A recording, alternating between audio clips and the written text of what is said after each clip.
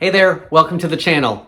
So this Live G-Free gluten-free pancake and baking mix is essentially the private label of gluten-free Bisquick. It has the same ingredients, so it works the same way. Today on the channel, let's take a shortcut with this and make some gluten-free Snickerdoodles. I'm Jamie with SavorySaver. I share gluten-free recipes, tips, tricks, and resources to make your gluten-free lifestyle easier. So please consider hitting subscribe and let's get to baking. There are not a lot of ingredients to this recipe, so it shouldn't take that long to put together. One of the things about Snickerdoodles is that they are rolled in cinnamon and sugar.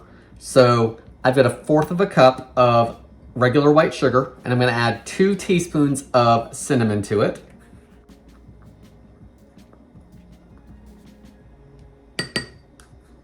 Let's give it a mix. Once it's mixed together, I'm gonna take about half of this and put it into a separate bowl.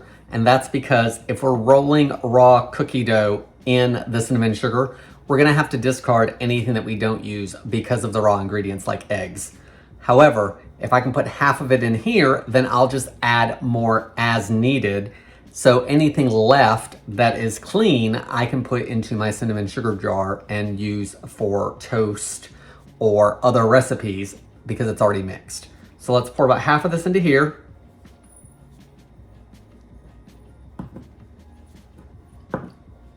I'll put the rest off to the side. I'll use this to roll in and add more as needed. Now to a large bowl, I have got 1/4 cup or 4 tablespoons of softened butter, so room temperature, as well as 1/4 cup of vegetable shortening. To that, I want to add 1 cup of sugar and 2 large eggs. Now I'm going to blend everything together until it's well combined.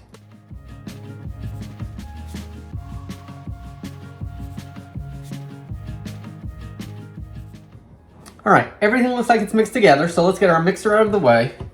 So to this, I'm going to add 2 cups of our gluten-free Bisquick. Gonna give it a stir until it comes together as a soft dough. And I've not turned my oven on yet because I want to see how soft the dough is. The recipe says that if the dough is too soft, you can pop this in the freezer for a few minutes. So I want to see if we're going to have to do that first.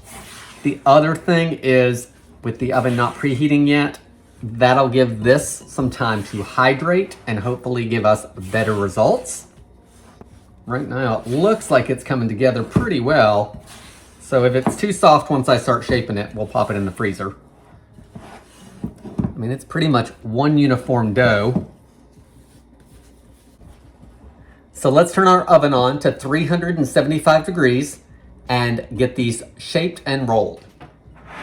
Okay, so I've got a great big cookie sheet here. You do not need to use one as large as this. I'm trying to get all the cookies on one sheet pan. We'll see if this happens or not. But this is non-stick. Doesn't matter what kind you use, but whatever pan you use, you do not need to grease the pan. So it says we should get about 30 cookies at about 1 1/4 inch in diameter. I'm actually using a cookie scoop that's a little bit bigger. It's almost 1 1/2 inches. So I'm gonna scoop out all my balls and then I will roll them and shape them in the sugar.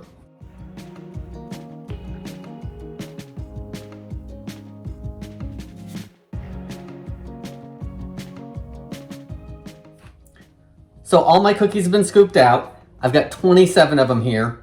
And we do need to leave about 2 inches of space in between because they should spread some. So I think I'm gonna get as many as I can onto here, and I've got another cookie sheet to put the rest of them on just to be on the safe side. So now all I wanna do, of course, take that cinnamon sugar, roll this into a ball, roll it in the sugar, and put it back on this. So let's get that done.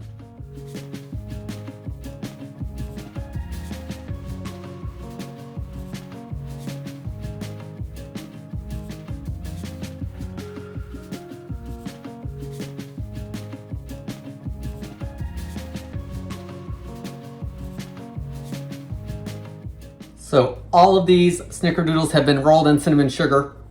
That's what I have left of what I poured into my rolling bowl And this is what I have left that the recipe said I needed. Over half of it is left. So this I can put right into my cinnamon sugar shaker. This, because it could potentially have touched raw egg, or I guess it probably did somewhere in that dough, we can discard.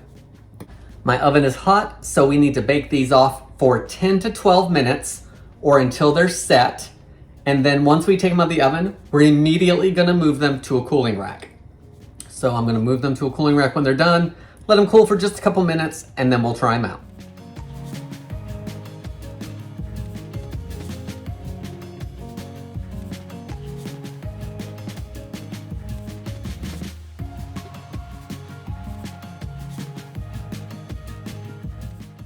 So here are our gluten-free Snickerdoodles that we made with Gluten Free Bisquick, or the private label from Aldi. This one is the one that broke that you just saw.